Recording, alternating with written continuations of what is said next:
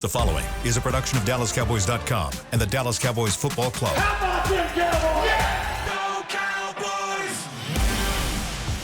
This is The Route Tree, broadcasting live on DallasCowboys.com and the Dallas Cowboys app.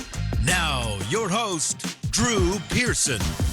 All right, welcome to another edition of The Route Tree. I'm Drew Pearson, the original number 88, and we're here at the Cowboys headquarters where we do this as often as we can. We've been gone a while, and as we've been gone, the regular season has ended for the Dallas Cowboys, and now we're looking to the playoffs, and unfortunately the Cowboys are not going to be in there. But this is the exciting time of the year for the NFL playoffs. I played 11 years in the league. Our special guest played, how many? 15. 15. Never missed a game. And I know you played in 11 championship games at least, because I played in 11. Yes. And so anyway, we got a special guest today. We're going to break it down with none other than the great Ed Too Tall Jones, and he's with us today. Ed, thanks for taking the time to be with us, man, on the route tree. Thanks for having me, Drew. You ever run a pass route, Ed? Back in the day, but you wouldn't want to see it. You wouldn't approve it. Yeah, did you ever play offense? You've been defense all your life? I started out as a tight end. Yeah, because, back at Mary High School?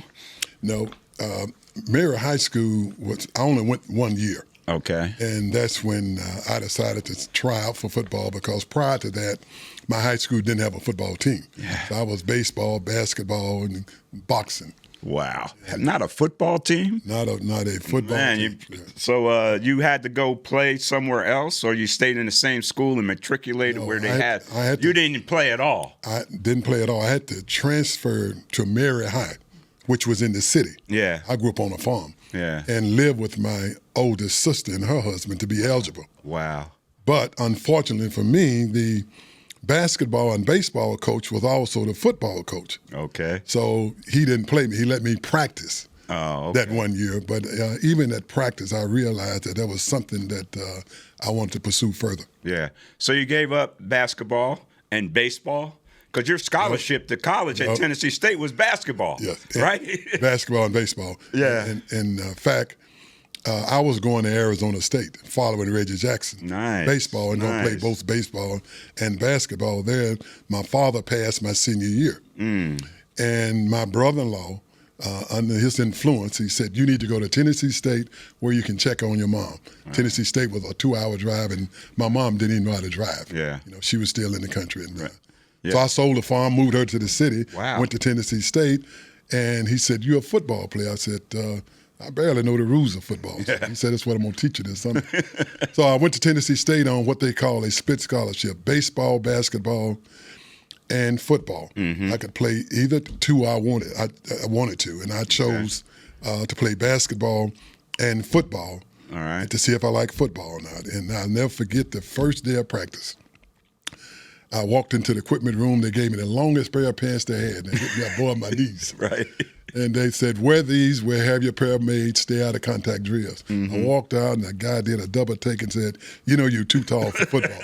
That's how I got the nickname. That's how you got the name? That's how I got the nickname. So it was about the pants. All about the pants. They were short? They were too short.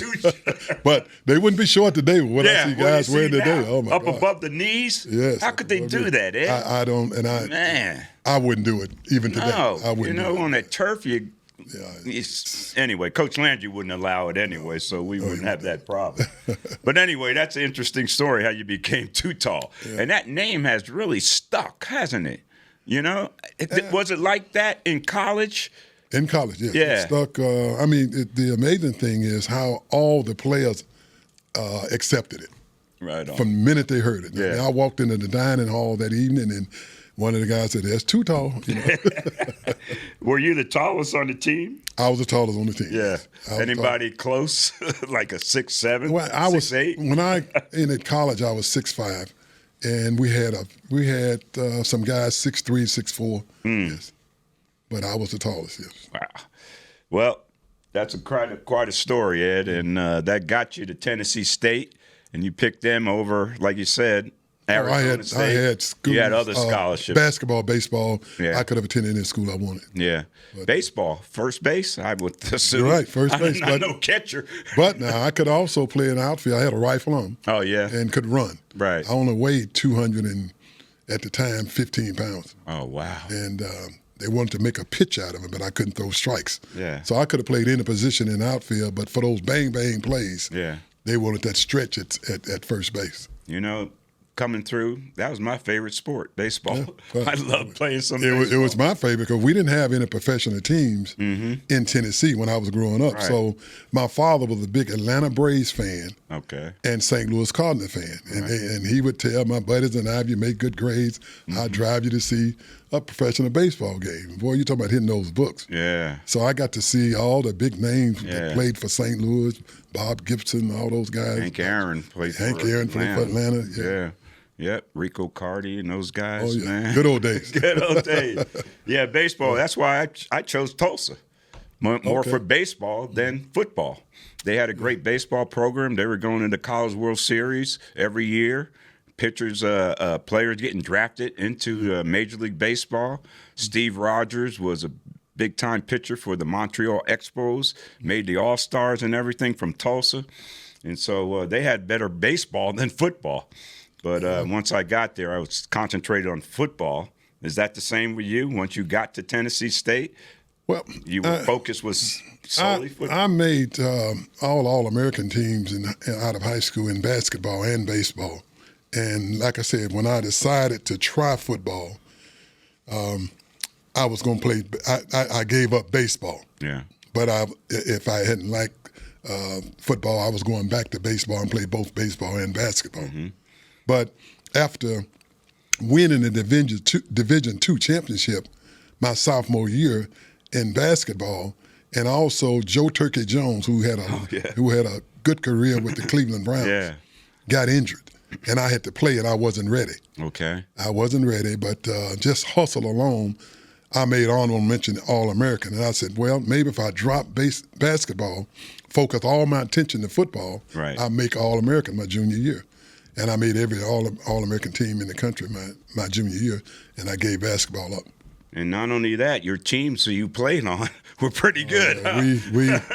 We could recruit back then. Okay. We can't get the horses now. Them brothers. Them brothers going to Ohio State. Oh, yeah. University of Tennessee, Alabama, that. You name it. Yeah, but anyway, that's pretty good. So now, you watch the Cowboys and, you see what's happening out there. Has the game changed as far as your position is concerned? Now, I see the game change as far as receivers concerned with the rule changes and stuff. Has your position changed now that you watch the NFL, you watch the games now?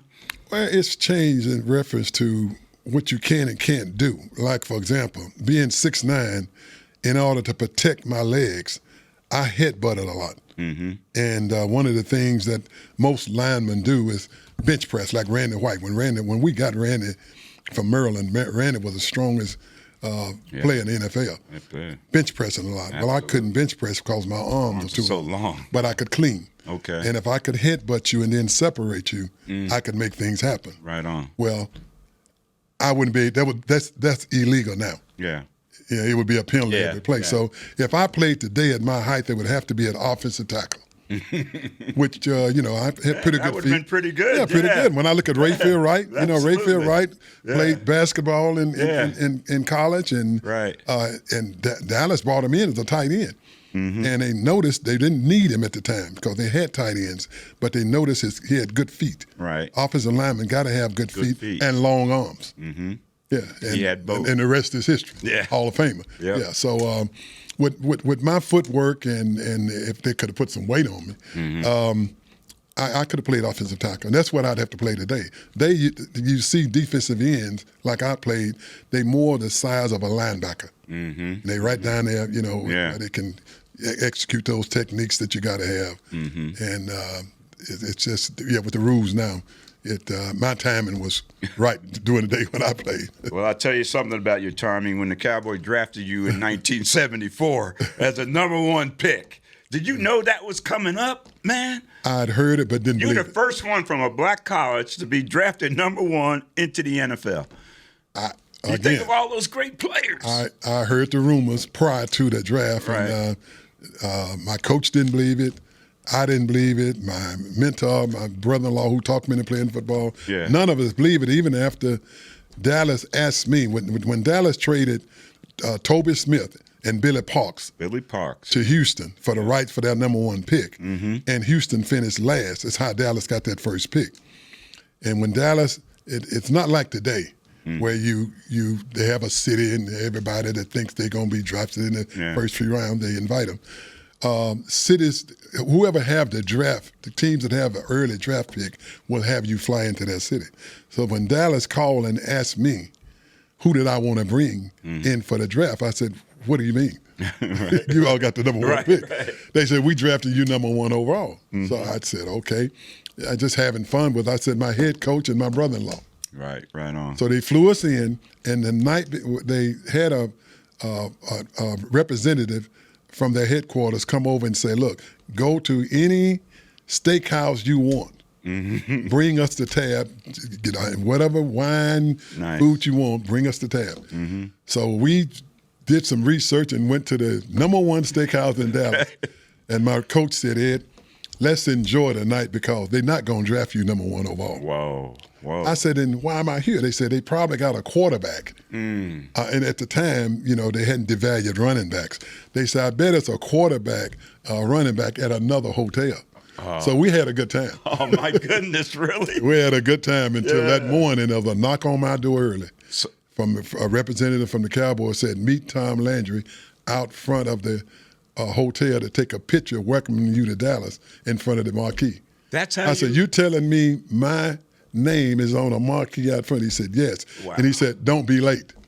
So I waited about 10 minutes after he left and walked out. Wow. And looked and saw my name. Welcome to the Dallas Cowboys, Ed Too Tall Jones. And I ran and told my coach and my brother-in-law, and what my brother-in-law said, if I was lying, I can't use on there.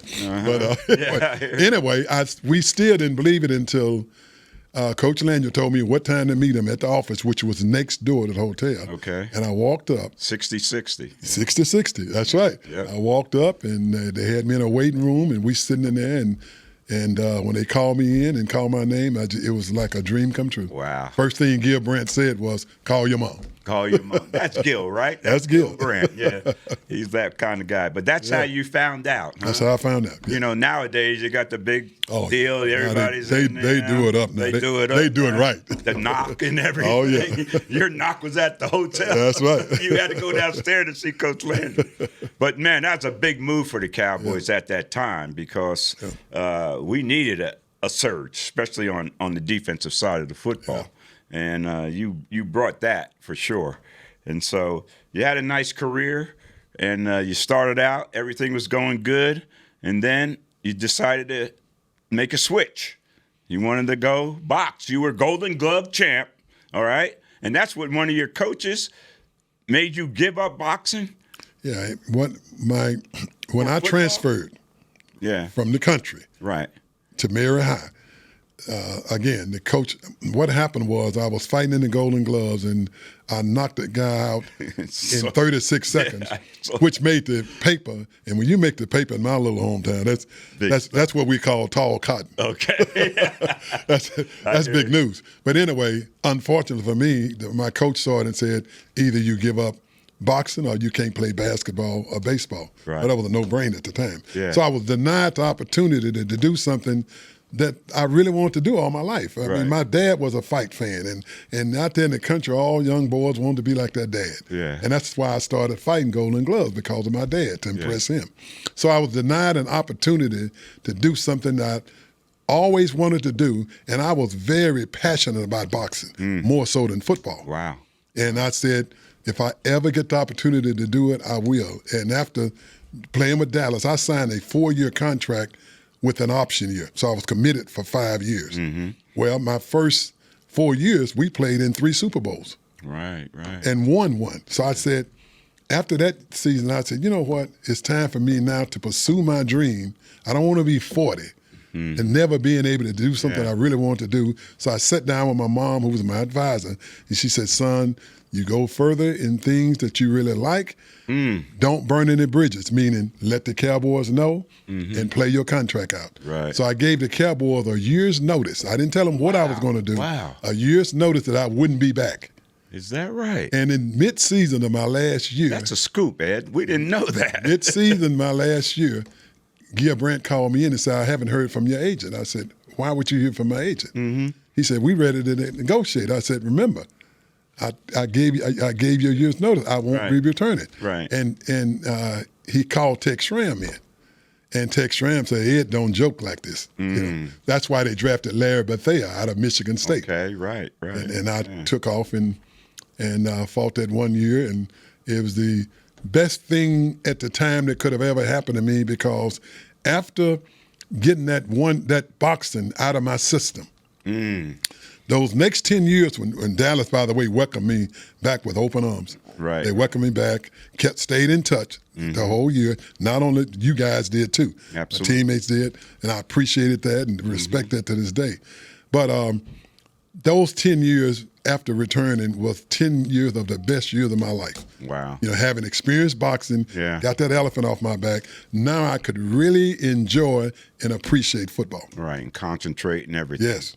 And then let's talk about how difficult it was to come back after taking some time off, especially at the defensive end position. We'll pick that up when the route tree returns right after this with Ed Too Tall Jones. Every day begins with a promise to work hard and to build a future. That's why we're here, providing the tools, expertise, and John Deere equipment you have relied on for generations to help you get the job done right. We're with you. That's our promise to you, because no matter the project or the challenge you're facing, we're with you. We're united. Cowboys fans, we've got big news. Black Rifle Energy is now available at Texas 7-Eleven stores. And for a limited time, you can score 2 cans for just $6 at participating locations. These cans pack a serious punch, 200 milligrams of caffeine, veteran-crafted flavor, and the clean energy you need to power through those long days. So the next time you roll into your neighborhood 7-Eleven here in Texas, grab that 2 for $6 Black Rifle Energy deal and fuel up the American way. Black Rifle Coffee, America's coffee. How's it going? You see that Cowboys game? Oh, I watched. Been seeing some good things. Totally. They have some talent. Yup, some great talent. And they got some fight. Hoping this is the year. Me too. Oh, I'm Cody, by the way. I'm Travis. Nice to meet you, Travis. Go Cowboys. Go Cowboys! Make a new friend based solely on their shirt choice. What would you like the power to do? Bank of America, the official bank of the Dallas Cowboys. Copyright 2025 Bank of America Corporation. At AT&T, we guarantee our network so you can talk college football with your BFF while taking Buster to the vet. Hey, yeah, I can't believe he ate the whole thing of chicken wings. And I can't believe we're staging a comeback. Touchdown! Yes! Yes! Staying connected matters. That's why in the rare event of a network outage, you'll automatically get a bill credit for a full day's service. For wireless downtime lasting 60 minutes or more caused by a single incident impacting 10 or more towers, must be connected to impacted tower at onset of outage. Restrictions and exclusions apply. See att.com/guarantee for full details. Back to the route tree. All right, welcome back to the route tree. I'm Drew Pearson, the original number 88, and I made a living running pass routes. But the guy, our special guest, he ain't run no pass routes, but he definitely made a living playing football for the Dallas Cowboys. That's none other than the great Ed Too Tall Jones. Ed, thanks for taking the time to be with us. First player drafted from a black college into the NFL. You took that time off. You played the Cowboys. You had a good start of your career. You took that time off. You went into boxing. Now you're back with the Cowboys. Now, how difficult was it to come back? And did Coach Landry accept you with open arms? I know we did as teammates, because we had an off year in '74. All right, we didn't make the playoffs that year, so we needed you to help push us through. So everybody, I know the players accept you, but what about Coach Landry? First thing Coach Landry asked me when I told him what I was going to do was, who is your trainer? I said, Murphy Griffith. He said, M.L. Griffith? Uncle? I said, yes, which shocked me that he knew you knew that, yeah. And he said, He said, you got a good team. He said, let me tell you this. He said, first of all, I appreciate you. 5 years you gave us. He said, if you need anything, you have our number. Don't hesitate to call. He said, and by the way, we would love to know how to communicate with your address and everything. So I gave him all the information. I received a big box from the Cowboys that had sweatsuits for not only myself, but my sparring partners, everybody, with the biggest Cowboy logo I've ever seen. Right. So I know that was custom made. Yeah. But anyway, they kept in touch all year long. So when I decided to come back for reasons unknown that I haven't told anyone outside of family, the Cowboys accepted me with open arms, which made me feel good. Like I said, we needed you at that time. You know me that, with open right? arms, and actually taking that year off, I think made me a better football player because of all the conditioning you do to fight. I'd never run that much before in my life. I was in the best shape ever. And the exercises and the techniques and things you do while training to box create quick reflexes.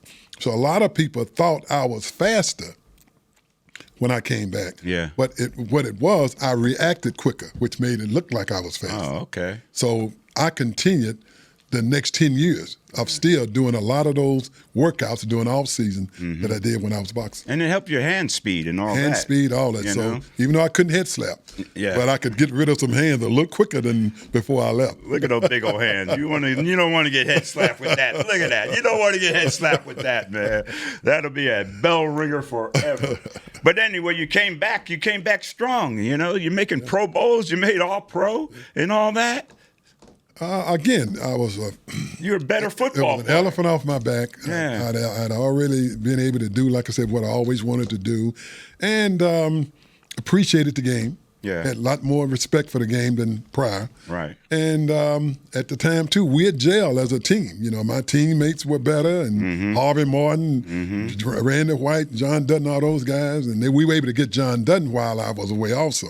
Right. John Dutton contract was up, and he got John Dutton, and that was a big plus for us. That was a big move. Yes. But your defensive line coach is a Hall of Famer. Yes. Ernie Stoutner. Yes. How was it like playing for Ernie Stoutner, and how did he make you a better football player?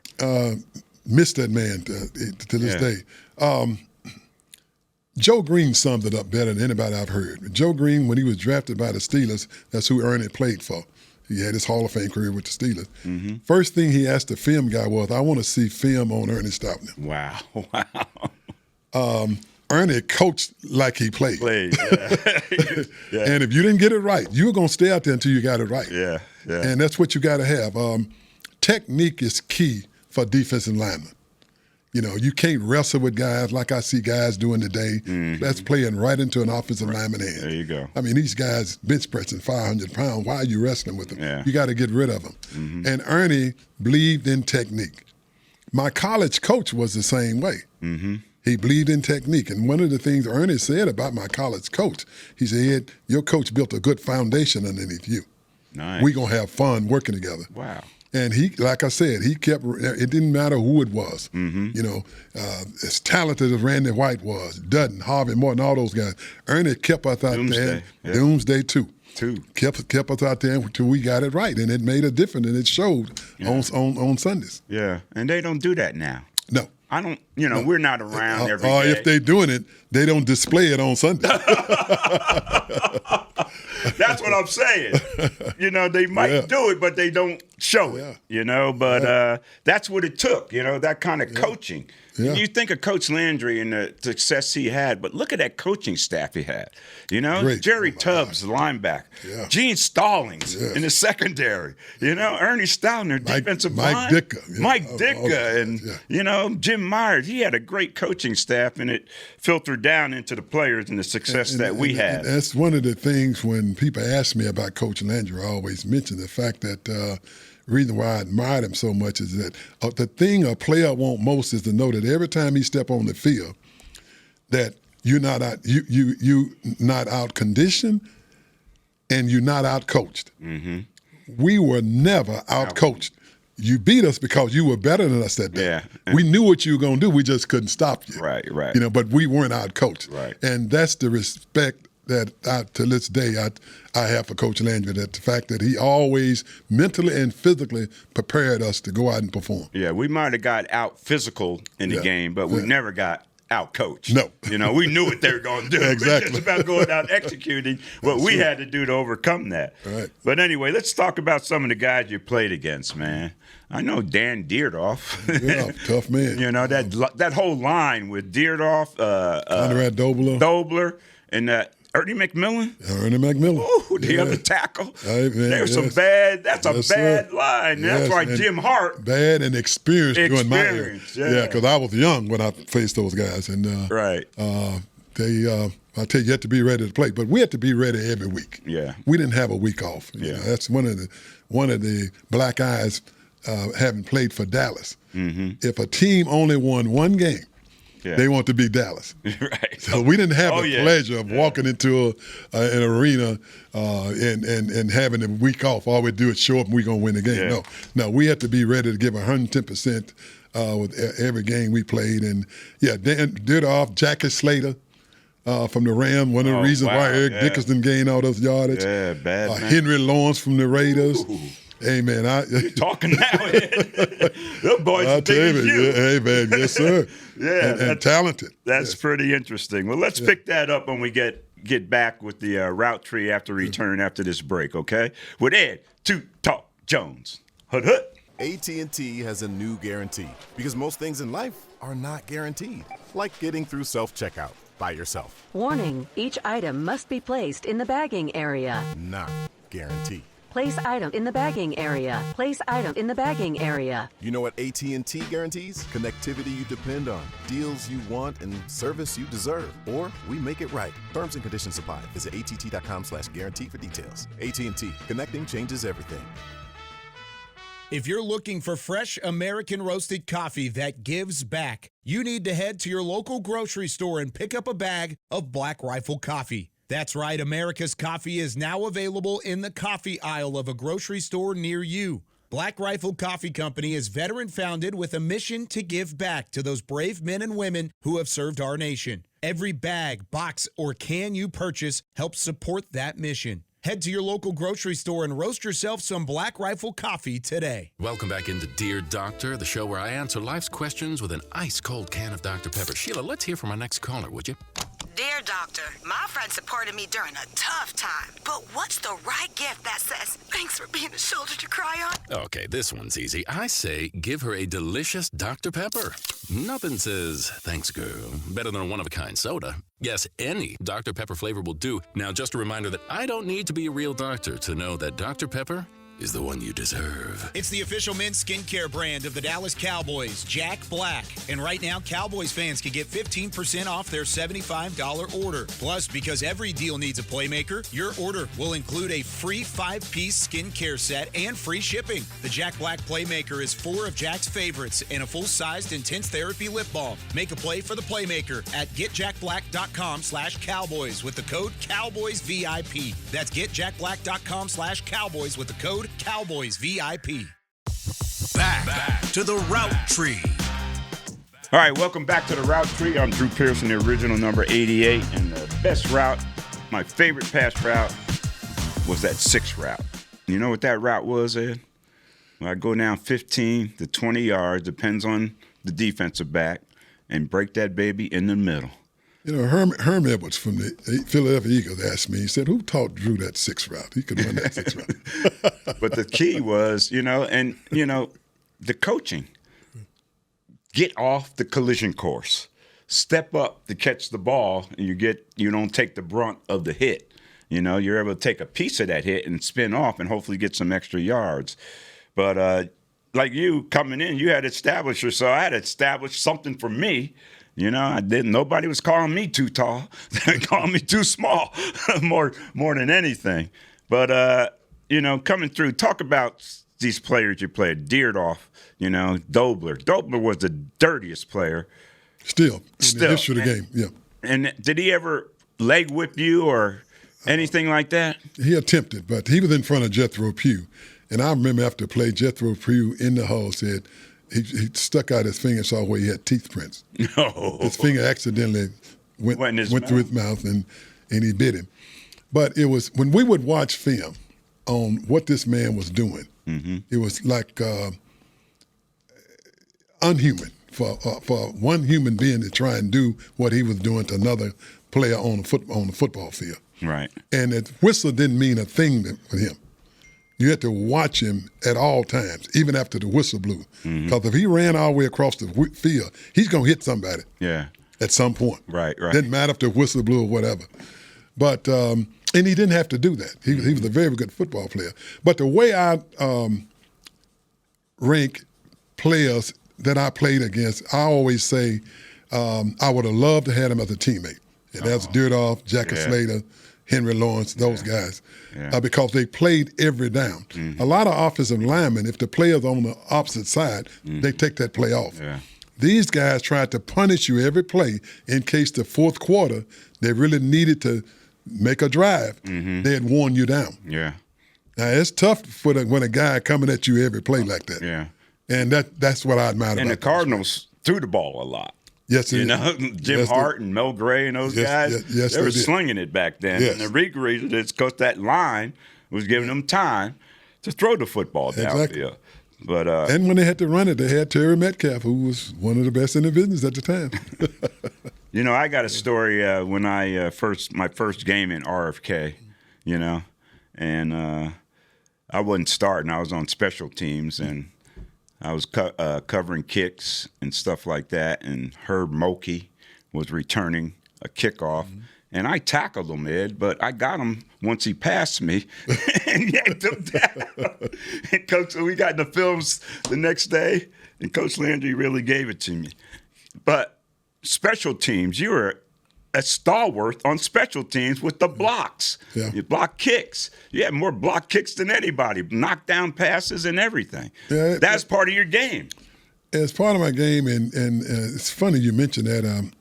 I was home recently, and perhaps my biggest fan joined me for breakfast. Right. We had a 4-hour breakfast. Right. And this is a guy that went and researched all these stats. And I've never been one, when they mention Hall of Fame and all that stuff, to get excited about anything because I was a team player. Right. All those off-the-field honors, if they come, fine. If they don't, because I learned at a very young age. My mom taught me that, son, you don't always get everything that you deserve, that you earned. Yeah. Amen. Just always give your best, and that's what I did. I laid it on the line every game. But he mentioned one of the things that stood out when I hear a lot of people talk about sacks and all that, and but what stood out to me was I recovered 27 fumbles. Wow. It's teams that play 2 decades don't have 27 fumbles, which means I was around the ball.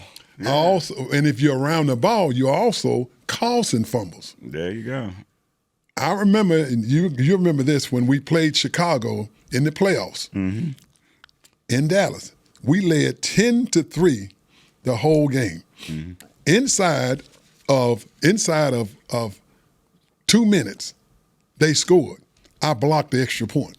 All right, I remember that, yeah. I blocked the extra point. So this gentleman started talking about the number of field goals that I blocked, extra points that I blocked, passes that I batted down, the number of them that resulted into interceptions. Jim Jeffcoat was come to mind when I think about that. Yeah, because he got a touchdown. He got a touchdown. He got 2 that same game. Yeah. But, probably the only player in the history that will ever have over 100 sacks and over 100 passes defensed. That's when I started to give some thought on. I looked at numbers. Now, I respect everybody that's in the Hall of Fame. Amen. Everybody.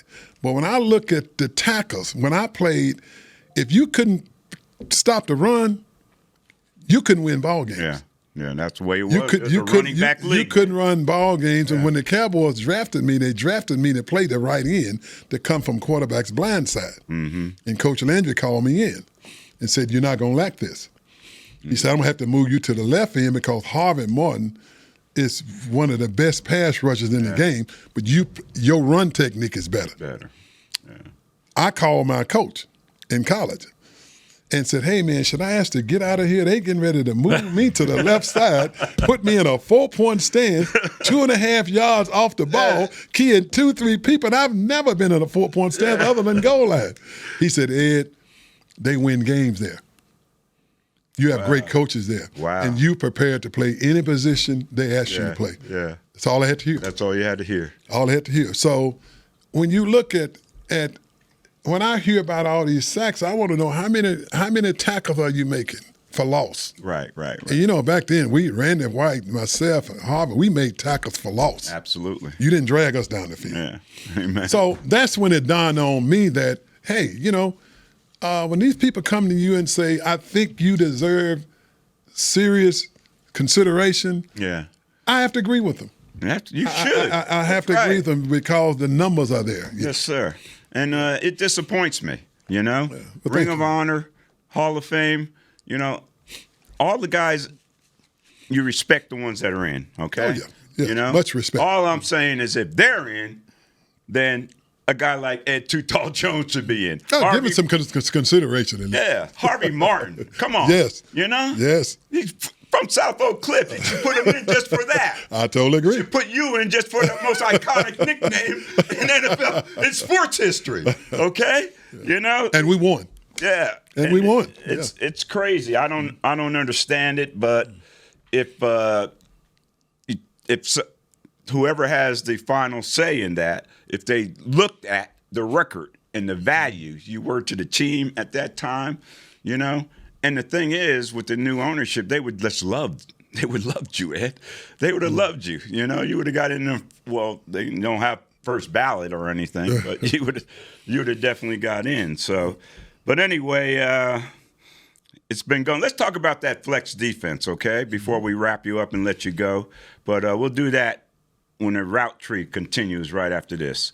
The flex defense, only one team in the NFL could play that because there's only one coach in the NFL that could coach it. That was Tom Landry. More Ed Too Tall Jones when we return on the route tree right after this. Hood. Every day begins with a promise to work hard and to build a future. That's why we're here, providing the tools, expertise, and John Deere equipment you have relied on for generations to help you get the job done right. We're with you. That's our promise to you, because no matter the project or the challenge you're facing, we're with you. We're united. Cowboys fans, we've got big news. Black Rifle Energy is now available at Texas 7-Eleven stores. And for a limited time, you can score 2 cans for just $6 at participating locations. These cans pack a serious punch, 200 milligrams of caffeine, veteran-crafted flavor, and the clean energy you need to power through those long days. So the next time you roll into your neighborhood 7-Eleven here in Texas, grab that 2 for $6 Black Rifle Energy deal and fuel up the American way. Black Rifle Coffee, America's coffee. How's it going? You see that Cowboys game? Oh, I watched. Been seeing some good things. Totally. They have some talent. Yup, some great talent. And they got some fight. Hoping this is the year. Me too. Oh, I'm Cody, by the way. I'm Travis. Nice to meet you, Travis. Go Cowboys. Go Cowboys. Make a new friend based solely on their shirt choice. What would you like the power to do? Bank of America, the official bank of the Dallas Cowboys. Copyright 2025 Bank of America Corporation. At AT&T, we guarantee our network so you can talk college football with your BFF while taking Buster to the vet. Hey, yeah, I can't believe he ate the whole thing of chicken wings. And I can't believe we're staging a comeback. Touchdown! Yes! Staying connected matters. That's why in the rare event of a network outage, you'll automatically get a bill credit for a full day's service. For wireless downtime lasting 60 minutes or more caused by a single incident impacting 10 or more towers, must be connected to impacted tower at onset of outage. Restrictions and exclusions apply. See att.com/guarantee for full details. Back to the route tree. All right, here we go. Right back to the route tree. When I hear that, it makes me want to shake and bake. Break Herman Edwards down. But the one guy, Ed, I couldn't break down, and I hate to admit this because I got a lot of pride, Mel Blount, okay, from the Pittsburgh Steelers. And I couldn't beat that guy. Only time I ever caught a pass on Mel Blount was on first or second down when they're playing that run-pass defense. Big and fast and strong. But I have to say one thing. You know, normally when you come off the field, the offense take the field, you on the bench getting oxygen, water. I stood up only twice for 2 players. Okay. That was when I got to play with Bob Hayes. Nice. You know, I'm a big track and field guy anyway. All right. But to see the look on DB's face when Bob Hayes broke the huddle, Yeah. and how far they line up off him, and how they would start backpedaling before the ball was snapped. And when we played Philly, Yeah. to see you and Herm Edwards go at it. Go at it, man. And to this day, when I run into Herm Edwards, the first thing he says is, "How's that Drew Pearson doing?" Yeah. Anyway, just We had talk that. more noise and everything, but where were we go? The flex defense. Yeah. Let's all talk about just to get back to the flex defense.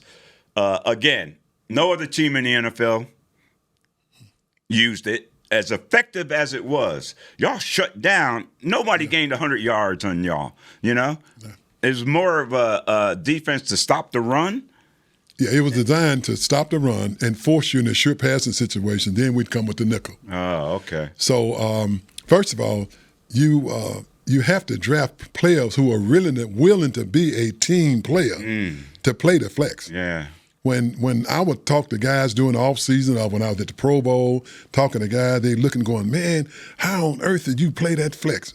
You know, 2.5 yards off the ball and keying all these people. All in that little they should turn you all loose and let you even coaches would come up and say, man, if I had you and Harvey and Randy White and John Dunn, I'd turn you guys loose. Mm-hmm. But it's a very disciplined defense, very effective if you have your attitude is 11 playing as one breakdown. Oh yeah, and it can offset everything. Mm-hmm. But we loved it because again, you know, we could stop people. We didn't have people running on us. Yeah, like you see teams today. Mm-hmm. And then once we force you into that sure passing situation, we could get up there and do our thing. Yeah. Well, it was a disciplined defense. Very disciplined. You had to respect your territory. Yes. And making certain moves, steps, before you can even go get the quarterback. Yeah. Only negative thing I found about it was, and I talk to the players about it often, was if you're not careful, it'll take your aggressiveness away. You're thinking too much. You know, and defensive players want to be on their toes. Yeah. Not their heels. That's a good point. Yeah. You know, that's when you can be reckless. Yeah. When you're on your toes. Yeah. So you have to be careful to always be ready to react as soon as you saw what the play was. Yeah. So once you got more comfortable with it, now you can get on those toes and turn it loose. Fit in the system and be reckless. And be reckless. And still be too tall. It's kind of like on offense. We're very disciplined on offense, but Coach Landry let us be ourselves. There you go. You know, with the play calling and stuff like that, because you know he knew the things that we could do. Ed, this is great stuff. We can go on and on, but before we let you go, we got to talk about what Ed's doing now. I remember when you retired, we going on the road, you singing, and that Stormy Monday and all that. We're down in Austin. We're down in Redbird Mall over here. You know, I'm your introducing guy. That's right. And I say, you heard a lot of guys sing, but you never heard a guy at 6'9" croon like Ed Too Tall Jones, and we bring around the crowd, we go crazy.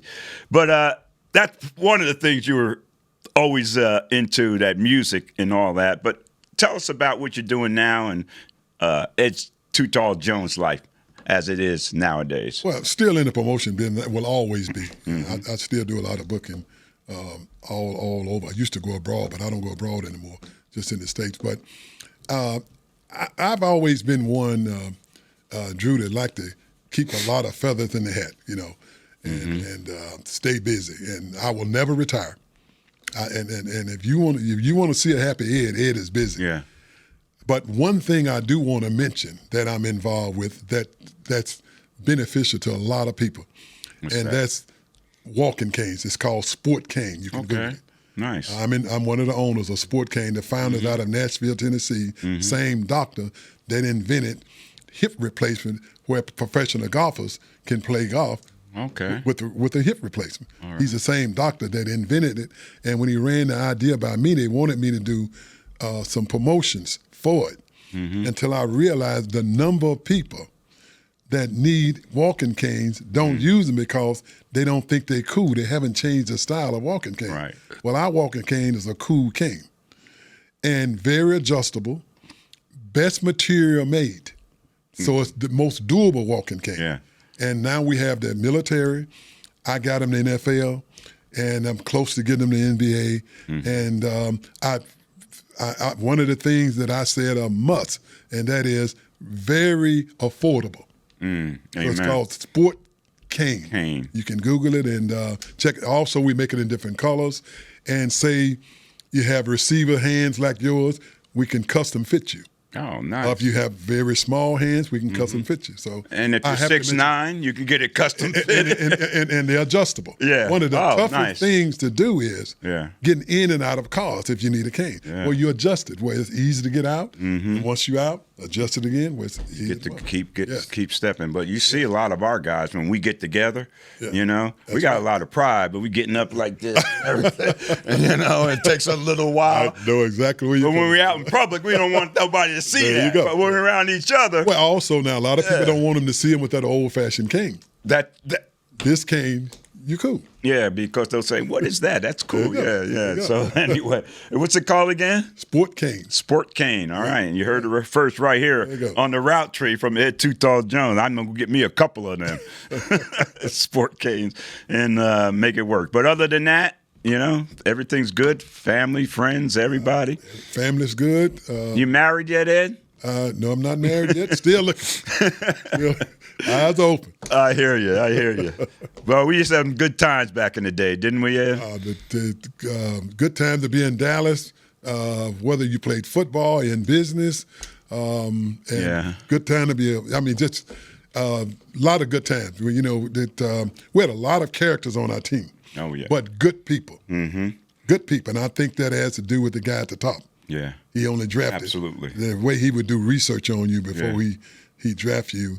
And to this day, I've been told that we're one of the closest teams in the league. Yeah, I believe. You know what they look for, Coach Landry looked for, and Gil Brandt would find this in his players. Number one was character. It's true.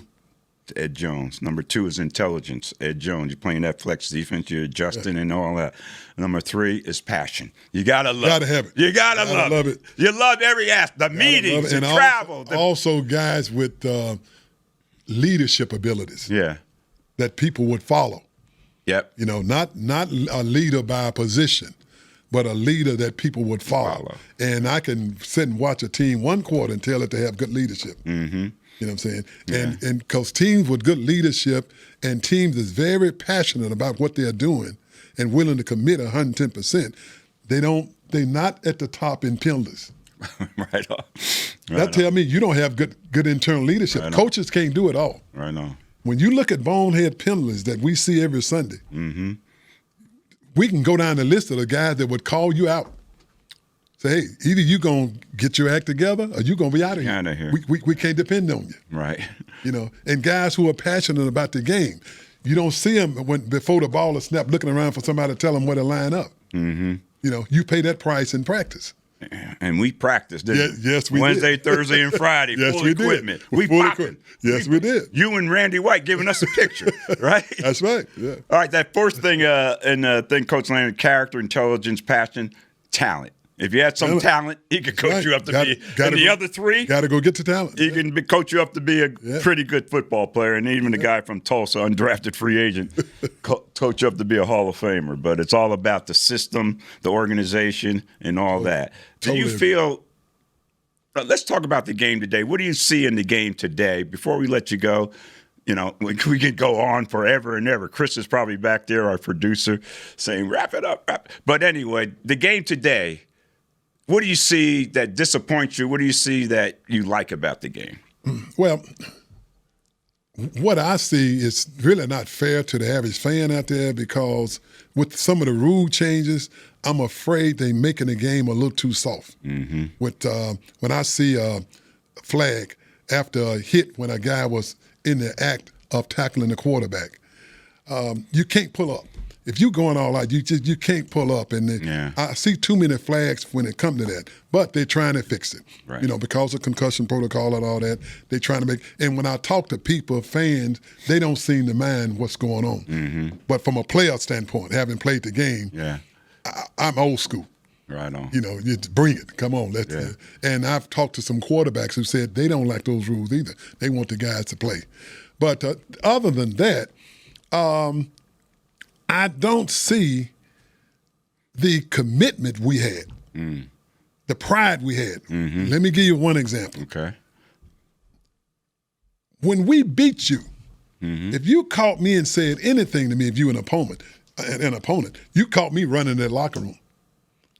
But you come to my backyard, my home, and beat me and think I'm going to stand there and chat with you and exchange jerseys. After the game? No. Oh, no, buddy. I'm sorry.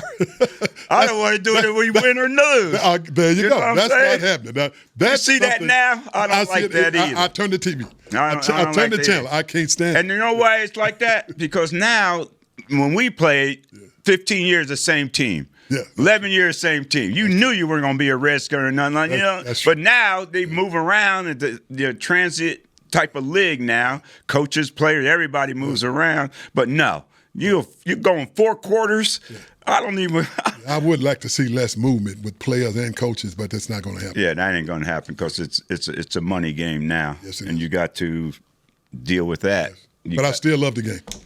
We all love it, and we still watch it religiously, and this is the time of year. I don't know about you, but I start to get a little more excited. I get excited. Yes, I do. I played 11 years and played, we can't pass fast enough. 7 championship games, made the playoffs every year except one. We finished 8-6. Good times. In 74, but anyway, Ed, man, it's been a great conversation. It's not even an interview. It's been a conversation, and I appreciate you taking the time to be with us. Anything else you want to add? Charity or anything else? Just thank you for having me, man, and keep up the good work. All right. Sounding good. There's Ed Too Tall Jones. Edward Lee Jones. Later became Too Tall, the most iconic nickname in all of sports. Ed, thanks for taking the time to be on the route tree. Have you ever run a pass route, Ed? You don't want to know. Don't make me lie. I think we should use you on fake kickoff. Oh, never mind. Okay, that's another story. Anyway, thank you for tuning in to the Route Tree. I want to thank everybody here at the Cowboy headquarters, Chris, and all the guys for helping us produce this and make this the greatest podcast ever. Thank you. We'll be right back next week with another Route Tree with Drew Pearson. Thank you for tuning in. This has been a production of DallasCowboys.com and the Dallas Cowboys Football Club. How about this, Cowboys? Yeah!